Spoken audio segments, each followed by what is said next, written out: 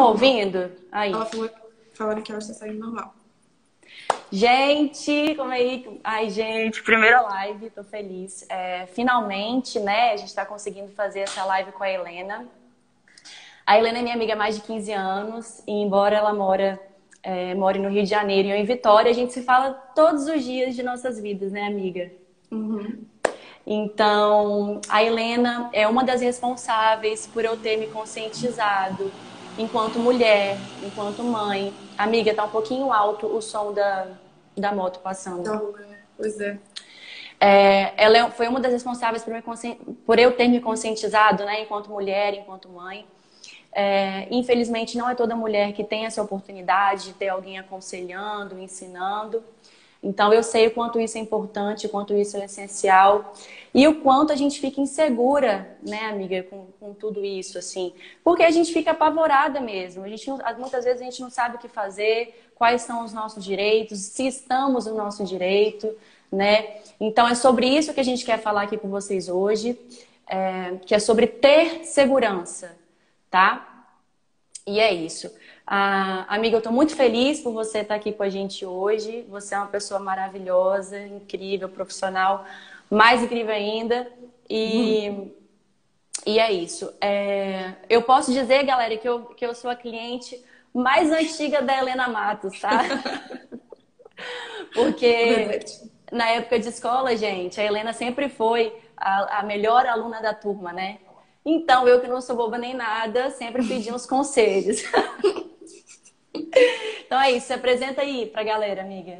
Gente, boa noite. Carol, obrigada pelo convite. Você sabe, enfim, a gente está junta. E estou muito feliz de estar aqui com a possibilidade de falar com tantas mulheres, Brasil afora, mulheres e homens, porque eu convido fortemente a todos os homens a participarem desse debate com a gente, fazendo uma apresentação muito rápida minha. Eu sou advogada no Rio, sou formada pela Universidade Federal Fluminense. Estou terminando meu mestrado em Direito Constitucional lá também na Universidade Federal Fluminense. Sou conselheira e pesquisadora do Instituto de Defensores de Direitos Humanos. Sou membro da Comissão de Segurança Pública da OAB de Niterói e advogada em Direito de Família, Violência Doméstica e Direito Criminal, porque é o que a gente vai conversar sobre isso hoje aqui. O direito de família ele tem uma sensibilidade muito próxima com o direito criminal através da violência doméstica, infelizmente. Então, é um prazer estar aqui hoje. Vamos lá. Bom, separei algumas perguntas, né, amiga, que eu acho que seja interessante te perguntar. Separei, tá aqui comigo também algumas perguntas que as seguidoras fizeram, né, quando eu coloquei a caixinha. Então, vamos começar para dar tempo, que é muita coisa para falar.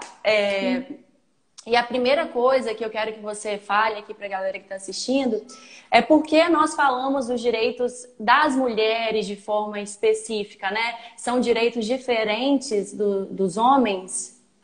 Essa é uma ótima pergunta. Gente, por que a gente fala dos direitos da mulher do século XXI? Porque existe uma diferença que nos afasta dos direitos do homem. Sendo bem sintética, porque a gente não tem muito tempo aqui, eu preciso fazer um pequeno retrospecto histórico. Gente, até 1932, a mulher não votava no Brasil. O voto só se tornou obrigatório à mulher no Brasil em 1946. Em 1962, para vocês terem ideia, o marido ainda tinha que autorizar a mulher a trabalhar fora. Vejam, o marido ele tinha uma relação com a mulher de propriedade, de autorização, algo que havia uma submissão, uma hierarquia subentendida. E isso, obviamente, estava previsto na lei e gerava reflexos culturais muito graves.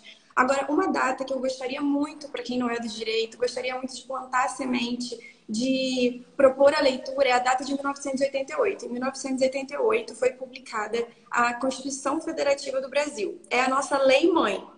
E nessa lei-mãe, que é a mãe de todas as outras leis, está escrito que homem e mulher são iguais perante a lei. E isso é Glória fundamental. A Deus. Isso é fundamental para que se entenda. E por que hoje, 30 anos após a promulgação da Constituição da República, por que a gente fala de direitos da mulher? Porque, gente, antigamente, esses direitos eles não eram compartilhados entre homens e mulheres. Antigamente, esses direitos eram direitos de homens e que mulheres tinham alijadas uma série de questões que elas não conseguiam acessar. Então, a nossa luta para falar direitos da mulher é para levar adiante aquilo que foi já modificado na lei, mas que culturalmente muitas mulheres não têm acesso. Não sabem se tem direito, não sabem se aquilo ali é algo que elas podem pedir a mais ou menos e ficam inseguras. E a insegurança, ela é a principal aliada do medo. Então, é por isso que a gente fala de uma mulher. Então, nós falamos assim, justamente porque tem muito pouco tempo, né, que nós conquistamos essa vitória, né? E, amiga, um outro assunto muito que as pessoas perguntaram muito na caixinha de pergunta foi sobre a união estável.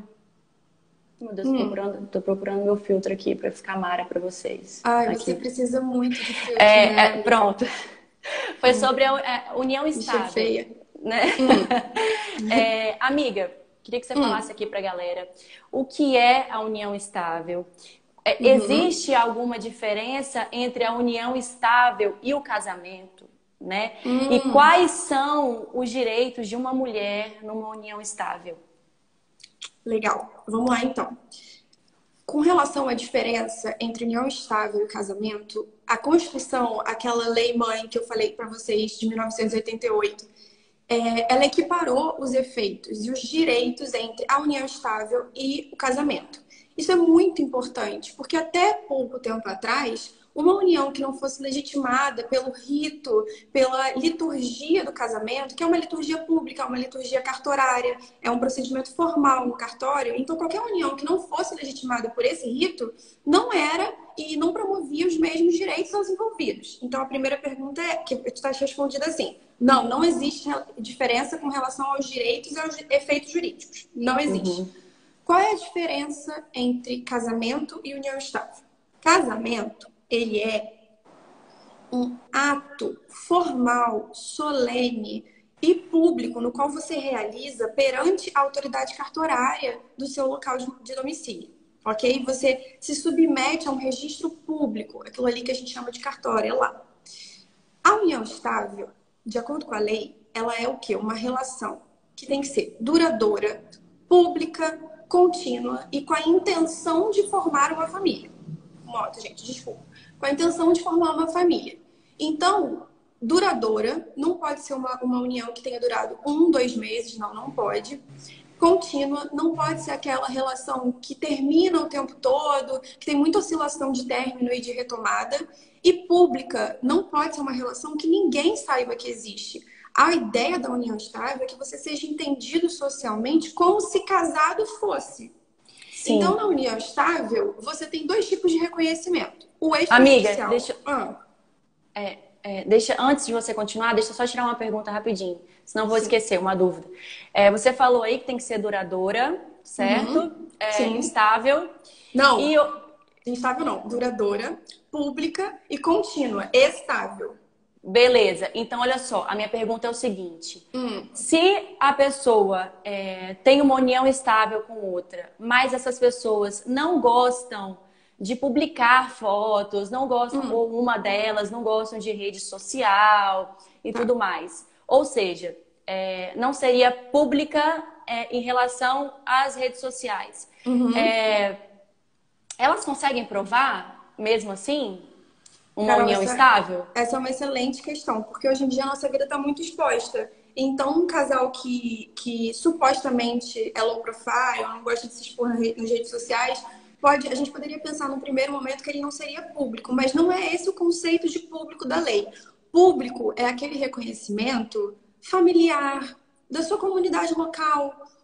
Será que se você levar o seu porteiro como testemunha num processo judicial de reconhecimento de união estável, ele vai dizer que o João e a Maria, eles são um casal, são uma família, moram ali no 202? Não, esse apareceu aí só 2 vezes, nunca nem vi. Sim. O que o rapaz que trabalha na padaria, os seus familiares, eles enxergam vocês dois, esse casal, como uma família, como se casados fossem, ou enxerga, mal sabe o nome, porque só viu 2 vezes. É essa a conotação de pública que a lei traz. não é uma conotação em relação à rede social, porque embora todos nós, basicamente, a grande maioria, usemos as redes sociais, embora efetivamente isso nos torne cada vez mais públicos, não é esse o parâmetro legal. Então, um casal não precisa ficar exatamente aflito de precisar se expor para que isso gere efeitos jurídicos. Não, definitivamente não.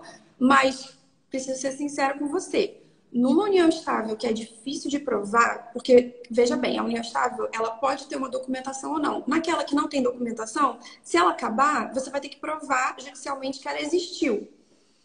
Vamos combinar que muitas fotos em redes sociais facilitaria o processo probatório, mas não é um elemento constitutivo da união estável, entende? Entendi. Só pularia a etapa de precisar de testemunhas, no caso, né? Basicamente. Assim, não sei se pularia. O testemunha tem sempre um valor probatório muito bom, mas não há que se dizer que não facilitaria. Sem dúvida nenhuma, facilita. Facilita você mostrar, não, olha, eu tenho registros visuais e audiovisuais, às vezes tem vídeos.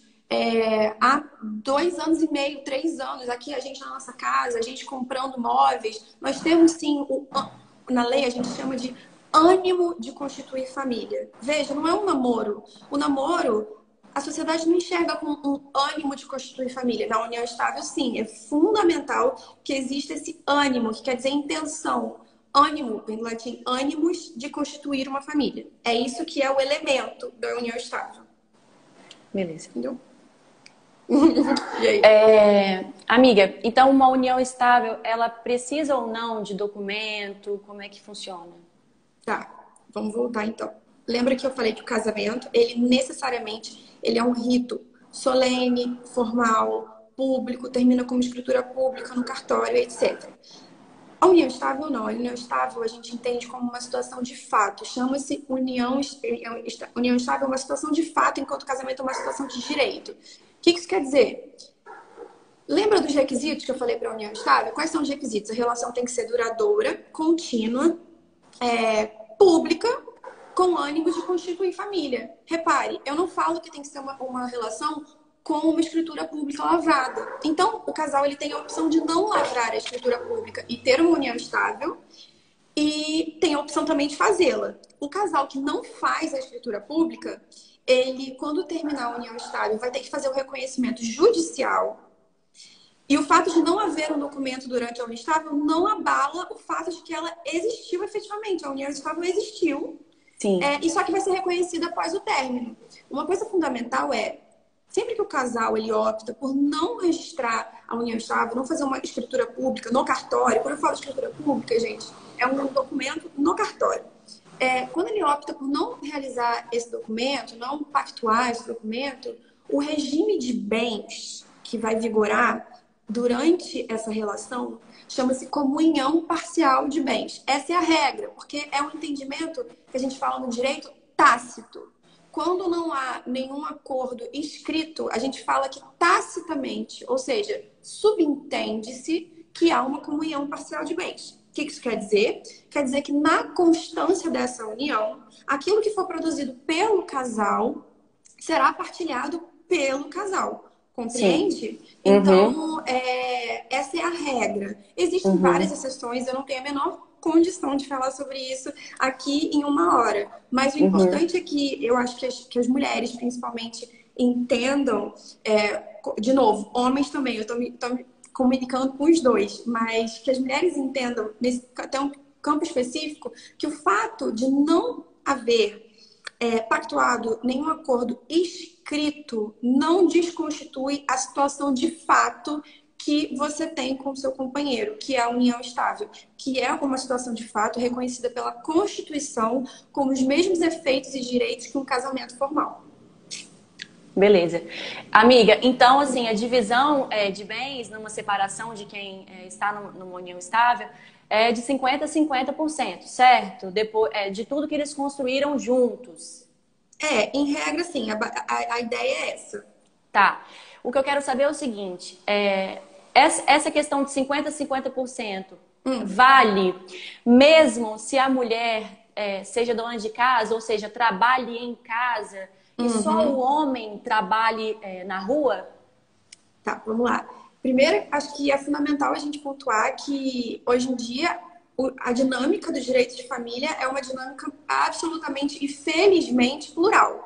Então, pode ser o homem trabalhando em casa, cuidando dos filhos, e a mulher trabalhando na rua, sendo uma mega businesswoman, uma atriz, uma influenciadora digital, uma psicóloga com a agenda lotada, uma advogada e o marido cuidando de casa, não tem problema nenhum. Como eu disse, somos iguais perante a lei.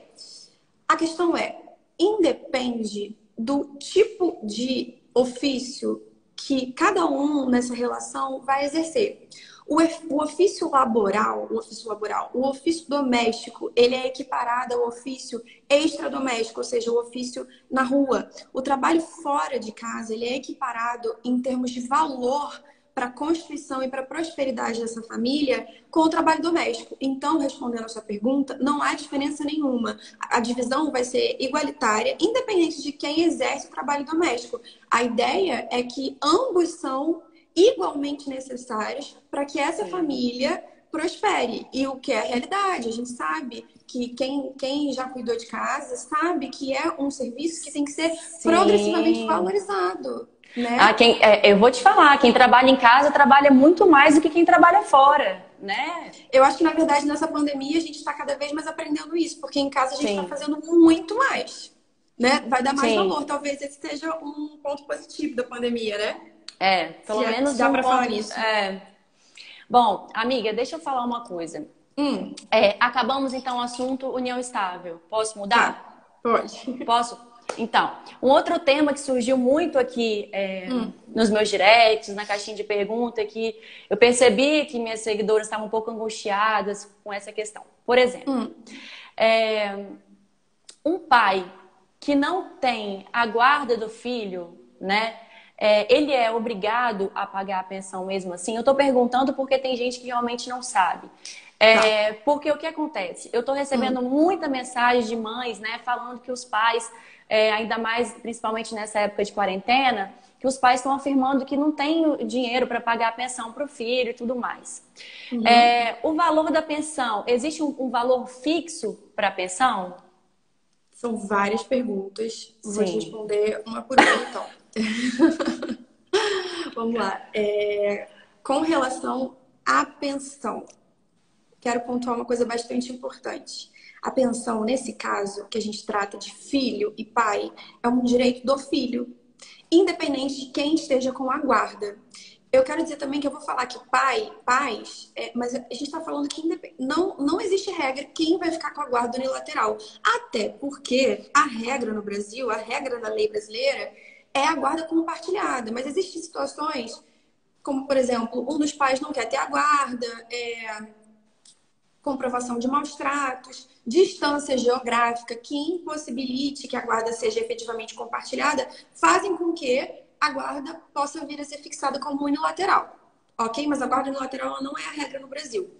A questão é, uma vez que um dos pais possui a guarda unilateral, esse pai, ele diretamente sustenta o filho. Ou seja, ele preenche o dever de sustento desse filho. O dever de sustento do filho não é uma opção para pais e mães no Brasil. O dever de sustento do filho, ele está previsto no artigo 22 do ECA, do Estatuto da Criança e do Adolescente, e ele não é uma opção, independente do regime conjugal, independente do regime de guarda, ele não é uma opção. Pais e mães precisam sustentar os filhos. A questão é, veja, quando um dos pais possui a guarda unilateral, ele presta sustento diretamente. Então o filho fala, eu quero um picolé, eu quero não sei o que, eu quero não sei o que lá. Ele está o tempo todo ali, diretamente com o filho, seja o bebê comprando fralda, ou seja o mais velho dando o dinheiro que ele demanda, o filho. Só que e o outro responsável, o outro genitor? Ele não está ali no contato diário.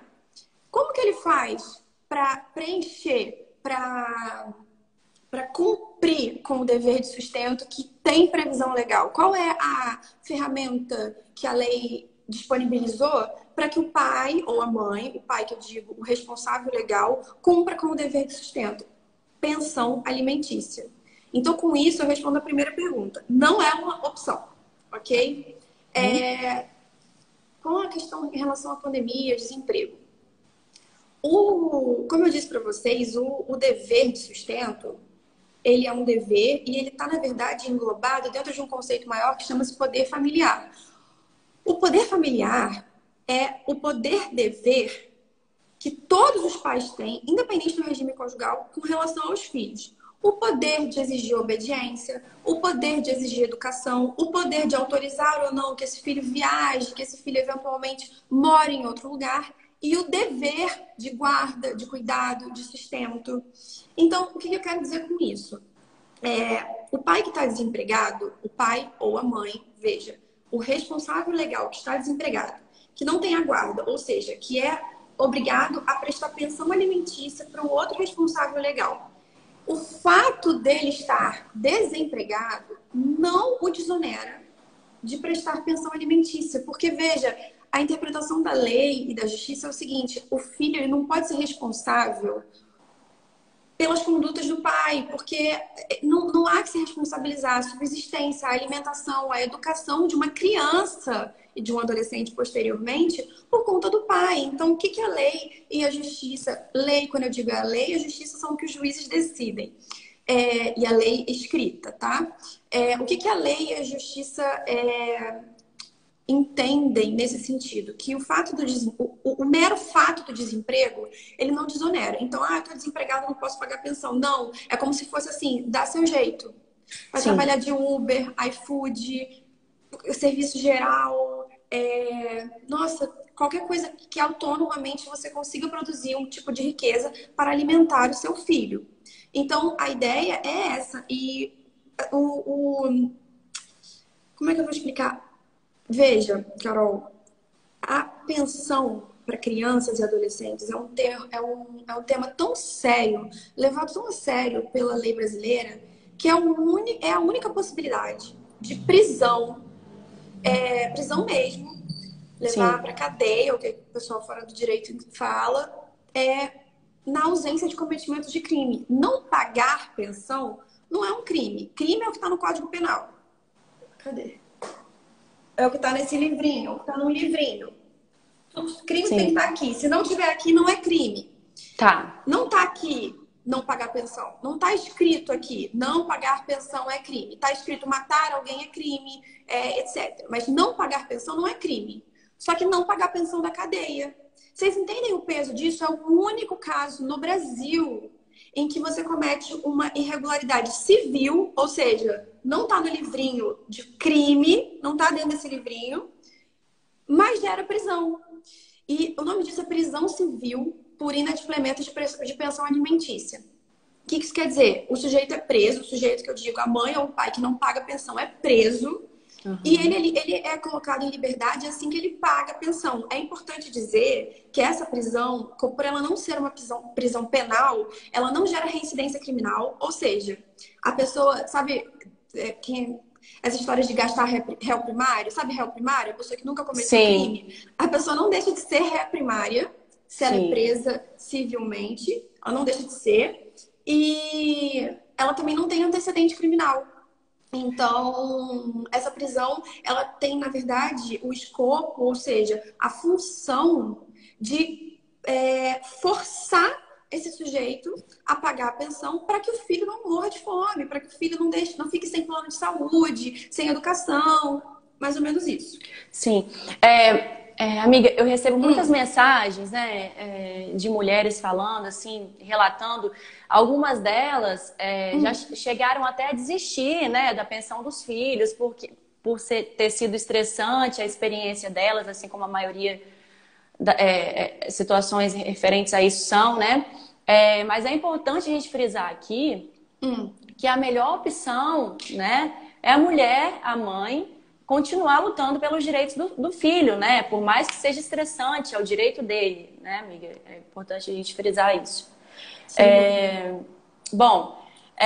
Então, assim, se o responsável quiser pagar 10% do que ele ganha, ele pode?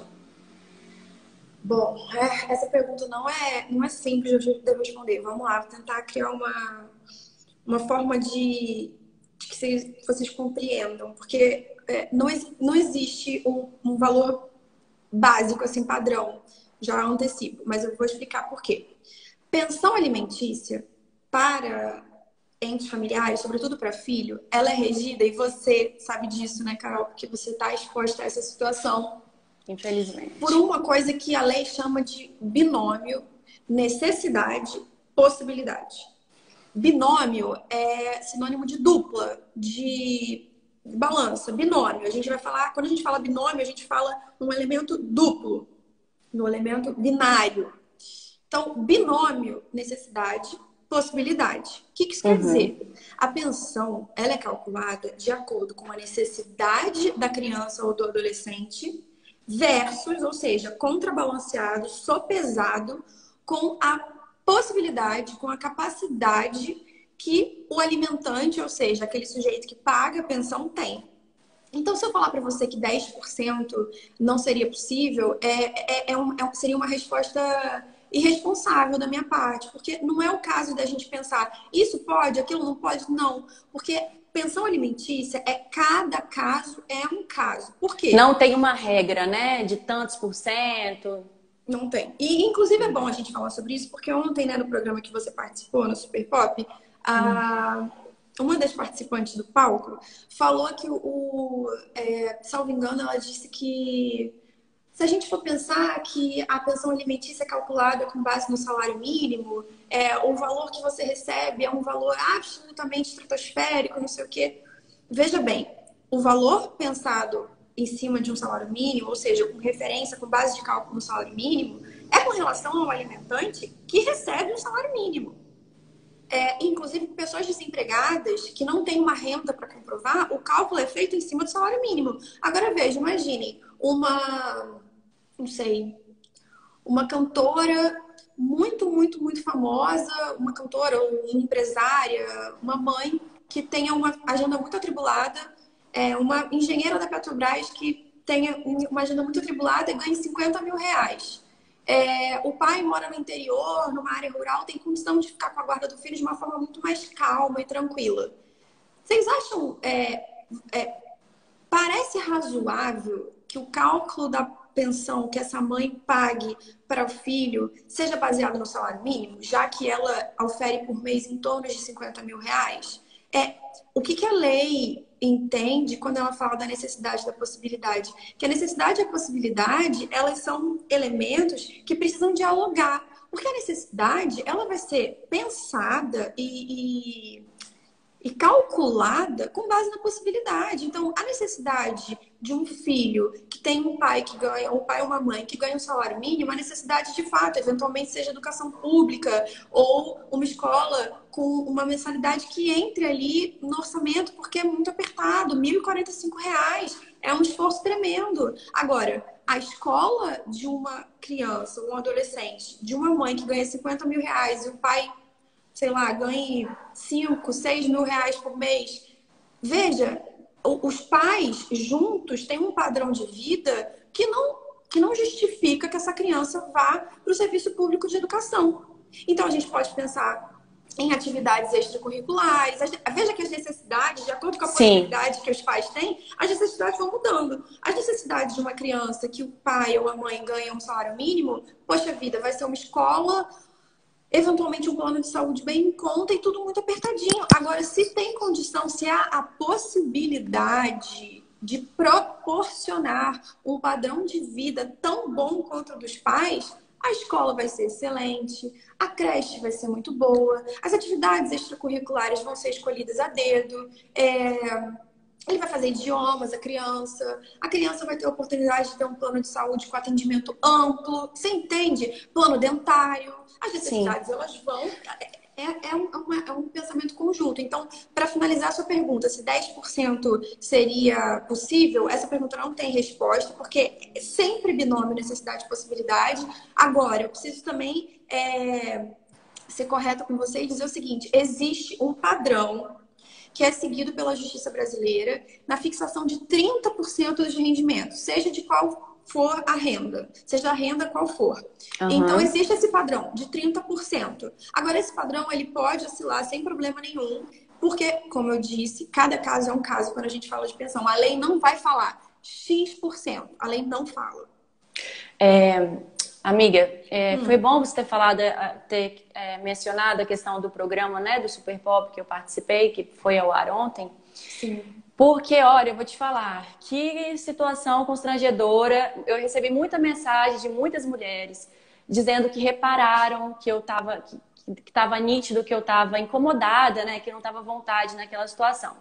O que eu tenho para dizer para vocês é que 90% dos absurdos que eu ouvi foram cortados, tá? O programa foi editado e foram cortados. Se vocês se sentiram, como é que eu não sei a palavra? Constrangidas por mim naquele momento, foi porque vocês não viram o que realmente, de fato, aconteceu lá, o que não foi ao ar. Mas que eu tenho vídeo.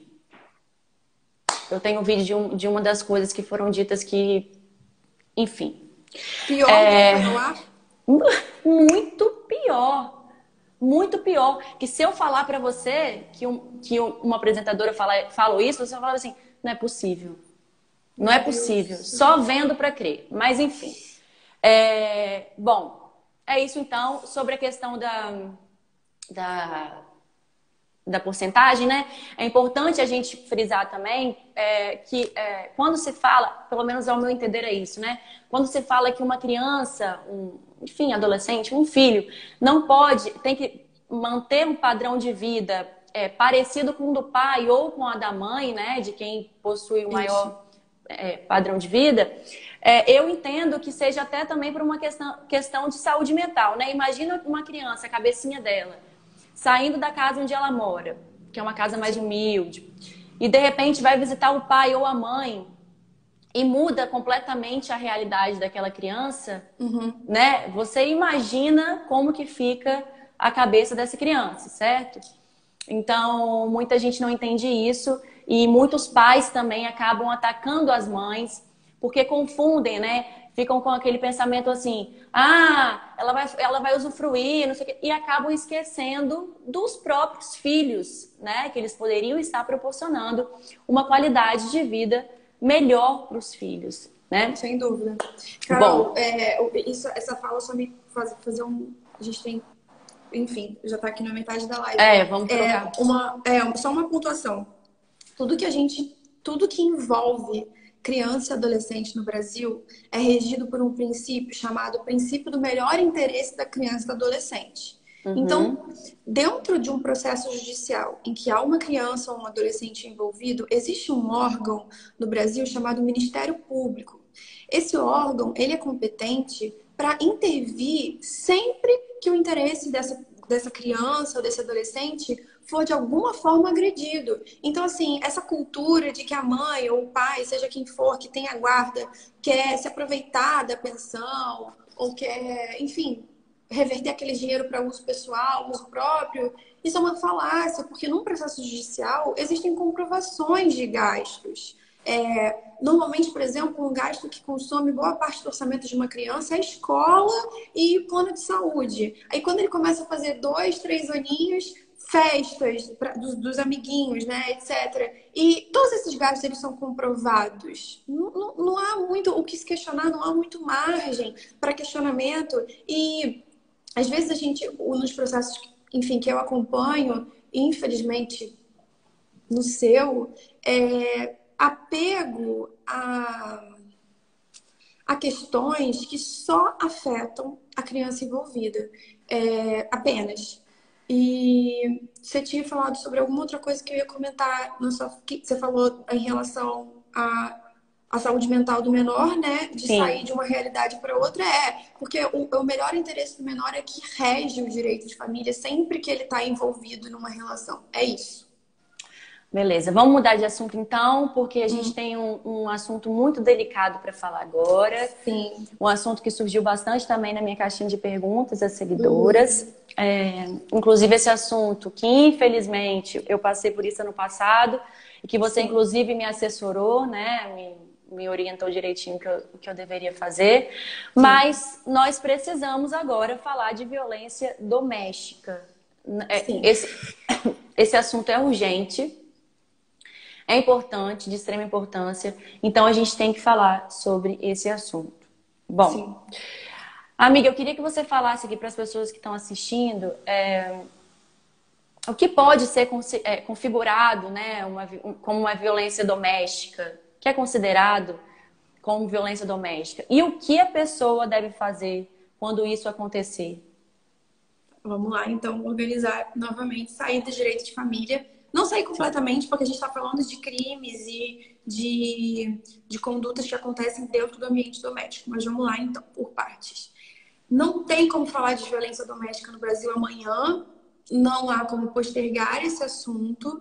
É uma mácula, ou seja, uma sequela histórica de uma desigualdade formal e material de gêneros. Formal, porque a lei distinguia o tratamento dado ao homem e à mulher, e material, porque mesmo após a mudança formal, a sociedade, a forma como a sociedade recebe as lesões e as agressões à mulher ainda é diferente. Então, não há como falar de violência doméstica e familiar contra a mulher sem falar de números. Eu acho fundamental a gente falar de números para que a gente tenha real noção do que a gente está falando. A gente está falando de uma coisa pueril, a gente está falando de algo que pode ser uma pauta a ser menosprezada? Definitivamente não. Então, eu gostaria de pontuar, vamos lá, os dados do relógio de violência doméstica do governo federal.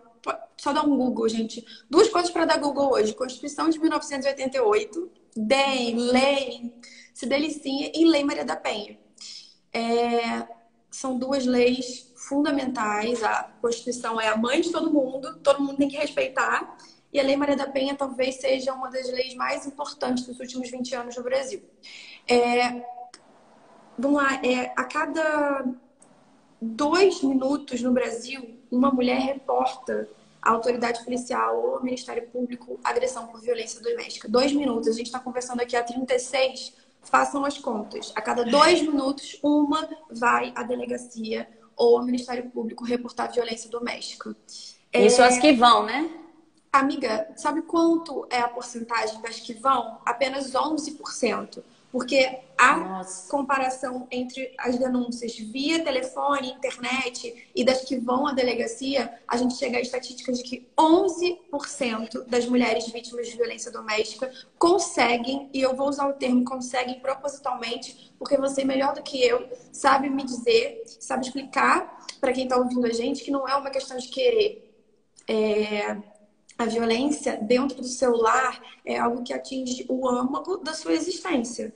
É muito diferente você ser agredido por um terceiro que você não sabe o nome e que rouba o seu celular ou que te agride. Isso realmente é uma agressão contundente, é um crime, mas você ser agredido por alguém dentro da sua casa é uma ferida que demora para digerir, demora para compreender, tem todo um processo. Então, 11% apenas das mulheres agredidas conseguem reportar à autoridade policial ou ao Ministério Público. Um dado que me parece, são 2 dados que me parecem assustadores também quando a gente fala de violência doméstica. 80% dessas mulheres que vão até a delegacia, 80% tem um vínculo afetivo com o agressor. Afetivo, elas confiavam, elas se entregaram afetivamente. E 54% da população brasileira conhece alguém que foi vítima de violência doméstica, conhece uma mulher. Ou seja, a gente tem aqui em torno de 300 pessoas na live conversando com a gente. 150 pessoas conhecem uma mulher que foi vítima de violência doméstica, conhecem o filho dessa mulher, veem ela postando no Instagram, fingindo que tá bem, tentando superar, mas uma hora ou outra ouvem um grito, uma hora ou outra sabem por uma amiga que ela tá com a autoestima absolutamente devastada. Então, eu preciso sempre, priorizo começar falando sobre violência doméstica, falando sobre números, porque a gente não tá falando de algo pueril. Pode falar. Nossa Senhora. Bom, é importante também a gente falar aqui que a ONU, de acordo com a ONU, uma a cada 3 mulheres já sofreram violência doméstica. Só para vocês entenderem a gravidade da coisa. E, amiga, uma das coisas difíceis de elaborar com as pacientes, né, mulheres, principalmente, Consultório. no consultório, é que elas ficam chocadas, porque um companheiro delas, para elas, mudam de príncipe para um monstro do nada, né? Então é difícil elaborar isso, é difícil, né? E o que acontece? É importante a gente contar aqui para as pessoas que vejam bem. Não estou falando que todos os agressores se comportam assim, mas na sua maioria, os agressores, gente, não chegam chutando porta, não são pessoas assim. O que acontece? A maioria dos agressores são pessoas que a gente não imagina que sejam agressores, né? E não é que o que acontece? O agressor, quando ele começa um relacionamento, ele não começa tratando mal, a maioria, tá? A maioria não começa tratando mal, a maioria começa tratando bem, até conquistar. Eles fazem de tudo para conquistar a mulher. E depois que conquista, transforma do príncipe para o monstro, né? É verdade. Você tem toda a razão. E isso me leva a lembrar de uma questão que sempre colocam para mim em sala de aula, quando eu vou conversar sobre violência doméstica. Por que não existe uma lei de violência doméstica para proteger os homens? Né? Já que mulheres e homens são... Eu tô desde o início da live conversando com vocês que homens e mulheres são iguais perante a lei. E por que a lei, uma lei específica, só protege as mulheres nessa situação?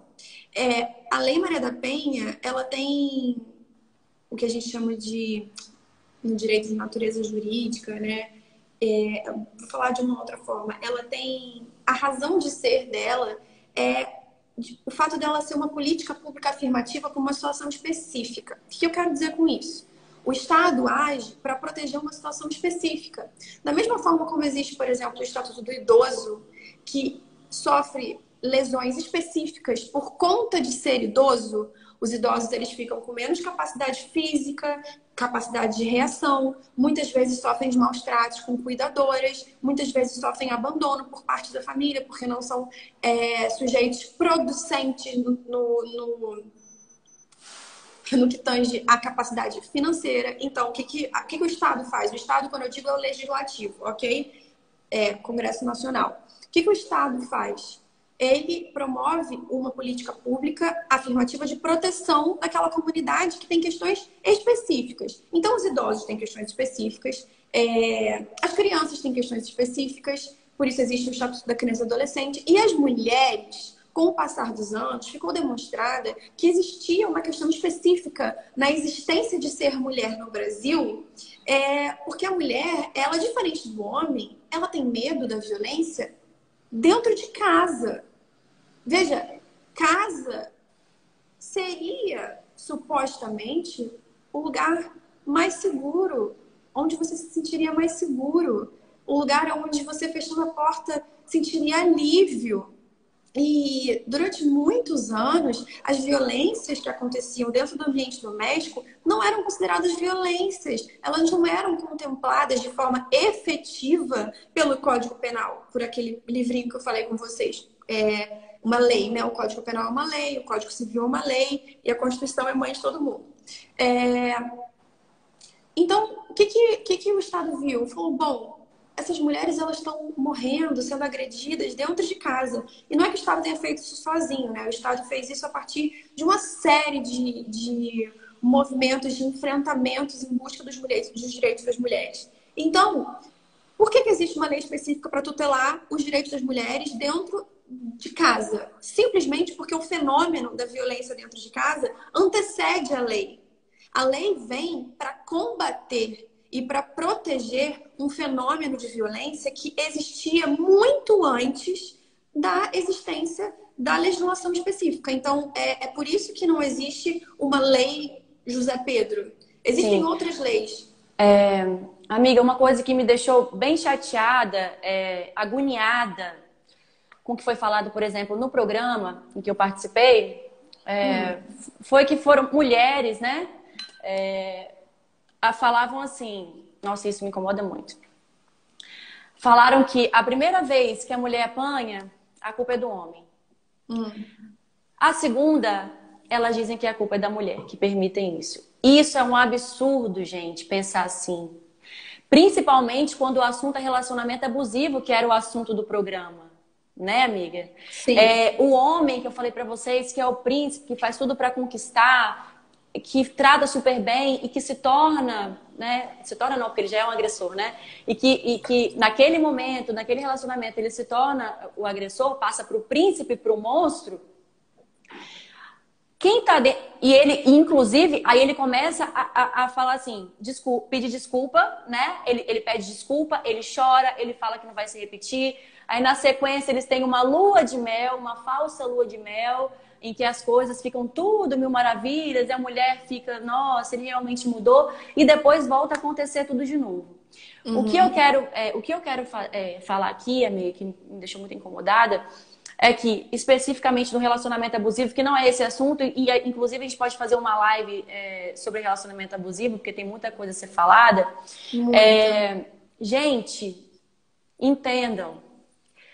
Quem está de fora é muito fácil opinar, é muito claro o que deve ser feito. A mulher que está dentro do relacionamento abusivo não consegue enxergar com clareza, ela está dependente. Né? O agressor, ele seduz a mulher, ele faz chantagem. Não é fácil assim. Então, ao invés de falar assim, apanha porque quer, quando uma mulher se libertar, expor o que aconteceu com ela, dê parabéns, né?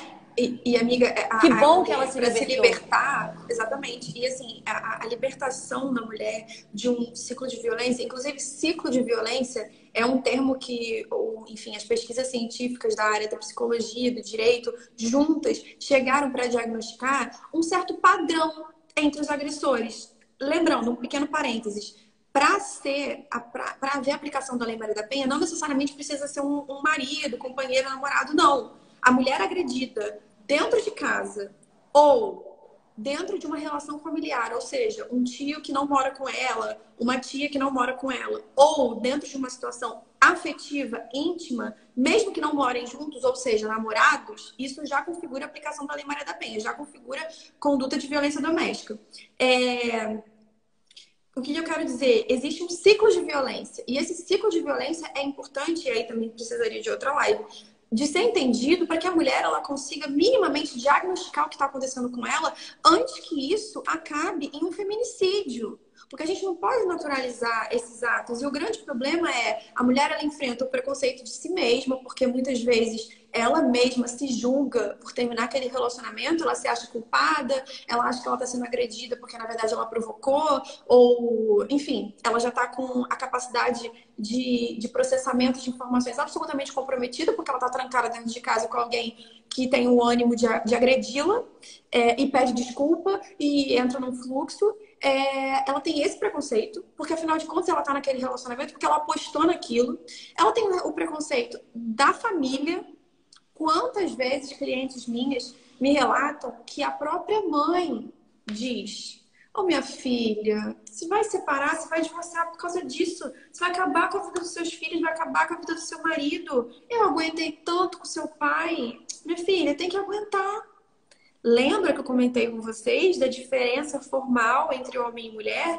O nosso Código Civil de 1916, que é o Código Civil anterior a 2002, que é a lei anterior a 2002, ela falava expressamente que o homem ele era o chefe da família.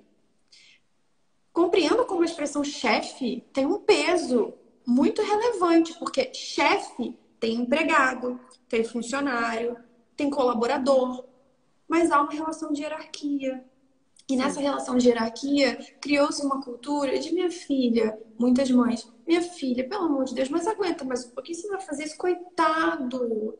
Um tapa, um empurrão, ele não queria fazer isso, ele nem queria te machucar. Mas, Carol, deixa eu entrar aqui na Lei Maria da Penha, que eu acho fundamental, eu não quero passar sem falar sobre a Amiga, Lei Maria da eu Penha. só Oi. queria. O nosso tempo tá quase acabando, assim. Eu só Uhum. queria que você falasse pra gente rapidinho, pra dar tempo de Ah, falar, os tipos de violência, né, tá. que são importantes a gente saber. E Uhum. depois, se der tempo, porque eu não sei se vai dar, eu queria que você falasse sobre aquela questão que a gente estava conversando, Aham. que até o ano de 2002, os homens, eu, na verdade já vou falar aqui, né? Os homens podiam anular o casamento se a esposa não fosse virgem, né? Não Olha casasse só, virgem. se não casasse virgem, Ou seja, se ele descobrisse, depois do e, casamento, e que ela isso, havia sido deflorada, que era a expressão que o código usava, gente, para isso é um absurdo. desvirginada, ele anulava o casamento. Ele não se divorciava, Gente, não. Ele 2002, a gente anulava. está em 2020. Copa Olha do só, Ronaldinho. isso tem muito pouco tempo, então por isso que a gente tem que falar mesmo sobre isso. Bom, vou deixar você, a gente tem 10 minutos só. Eu vou deixar Vamos você lá. falar sobre os tipos de violência. Vamos lá, que é fundamental. São 5 tipos de violência principais, quer dizer, principais não, são 5 tipos de violência previstos na Lei Maria da Penha. Quais são os 5 tipos? A física, que é a mais fácil de diagnosticar, de identificar, é o tapa, é o chute, o empurrão e, enfim, qualquer tipo de agressão à sua integridade física.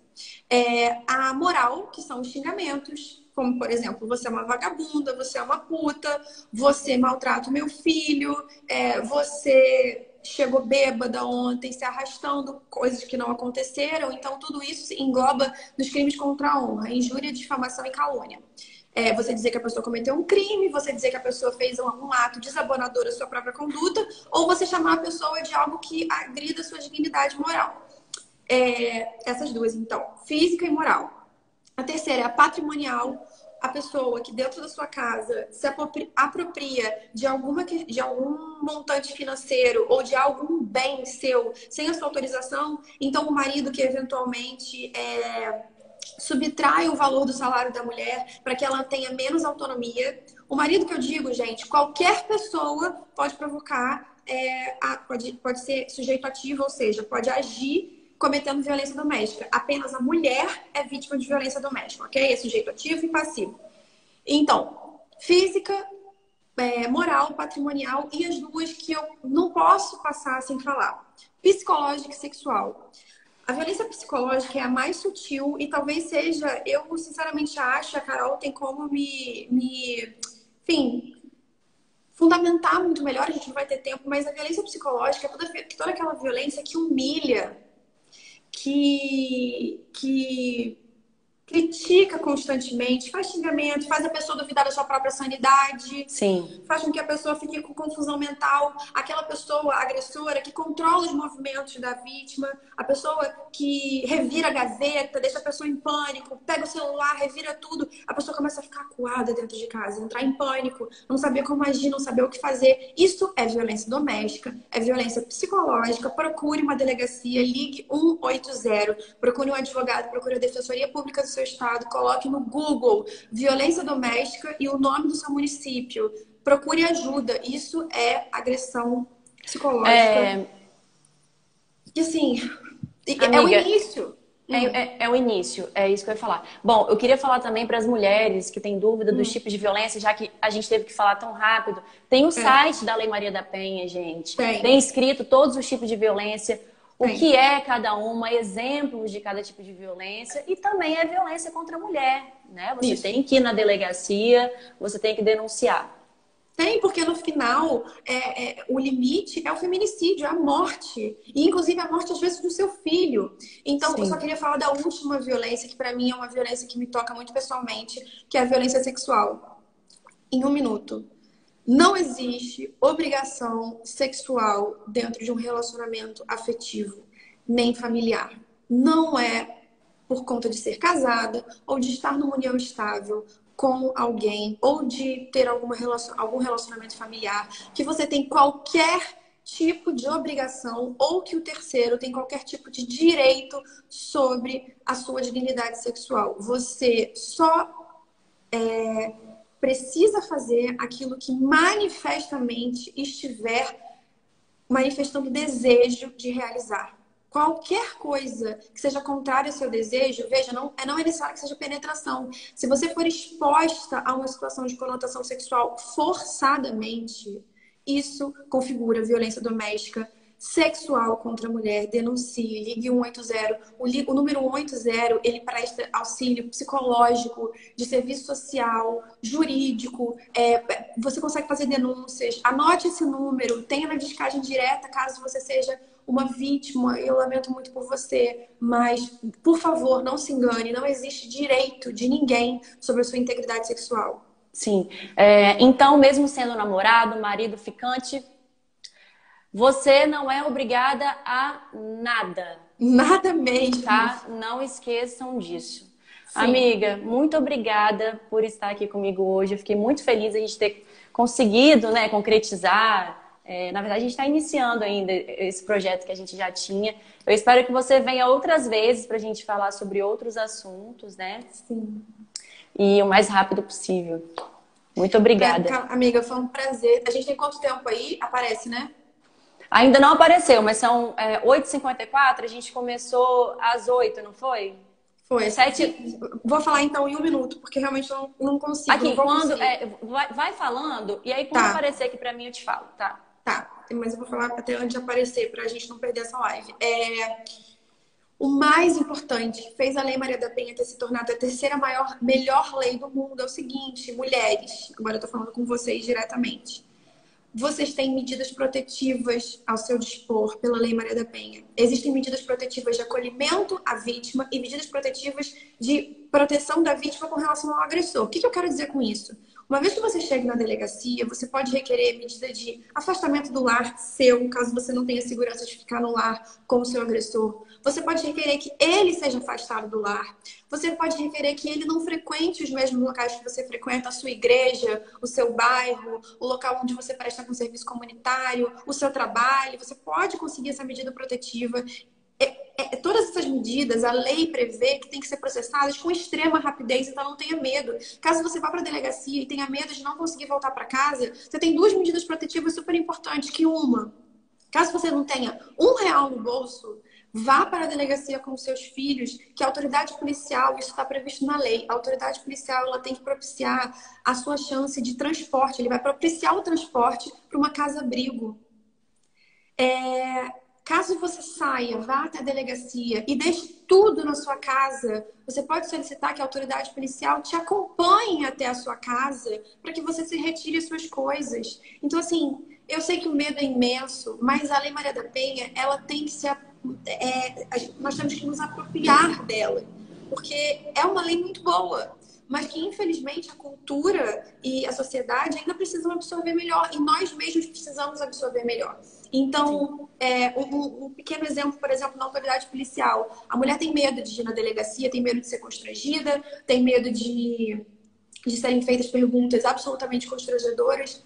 Mulher, saiba que o policial, você tem preferência de ser atendida por mulher. Então, chegando na delegacia, solicite, pergunte: tem uma mulher para me atender? 2, você não precisa prestar depoimento em público. Exija a previsão legal para que seu depoimento seja prestado num local privado, que lhe proporcione o mínimo de conforto dentro dessa situação de agressão. 3, você tem o direito de ser atendida de forma célere. O célere que eu digo é rápida. Você tem o direito de que, por exemplo, caso o policial comece a te fazer perguntas repetitivas sobre sua vida privada, isso acontece muito com crime sexual, né? Mas foi estupro mesmo? Coisas que constrangem a mulher, que a fazem entrar em pânico. Veja, na hora, se posicione, caso você não esteja com o seu advogado ou com o defensor público, e diga: o senhor está descumprindo a Lei Maria da Penha. O senhor não pode ficar me fazendo perguntas repetidas o tempo todo. Eu sou a vítima, eu preciso ser acolhida. Eles não podem fazer perguntas repetitivas de modo a constranger. Eles não podem fazer perguntas da vida privada de modo a constranger. Por quê? Porque a vítima ela é o centro da Lei Maria da Penha. Então se coloque como centro, mesmo nessa situação de agressão, mesmo nessa situação de vulnerabilidade extrema que é a violência doméstica, vá acreditando sinceramente que a lei está a seu favor. Era isso que eu queria falar. E ligue 180, e casos de descumprimento de medida protetiva, a pena é de prisão de 3 a 2 anos. Chame a polícia. Obrigada, amiga. Foi maravilhosa nossa live. Tenho certeza que muito construtiva também. E bora marcar a próxima, né? Bora, Acho que o tempo tá pessoal. acabando aqui, eu tô com medo de perder a live e não conseguir Eu salvar. também. Eu também. Obrigada, amiga. Um Um beijo beijo para todo mundo pra que todo assistiu mundo. a gente. Também. Beijão. Beijo, beijo. Beijo.